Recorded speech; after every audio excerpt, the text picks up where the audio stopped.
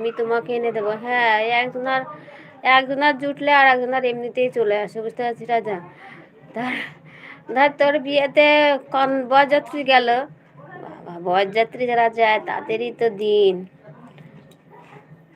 এখানে তো ওই কন্যা ইয়ের বিয়েতে সব সেজেছে সেই সাজ।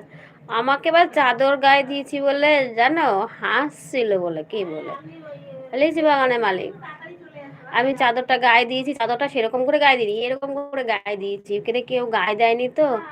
আর কি বলতো, আমি সিঙ্গেল আছি, সারা জীবন সিঙ্গেল থাকবো। থাকো তুমি সিঙ্গেল, তোমাকে থাকতে বারণ করেছে কি? আর তুমি থাকবে না সিঙ্গেল, তোমার এখন কি আর বলবো, তুমি এখন আচ্ছা কি যেন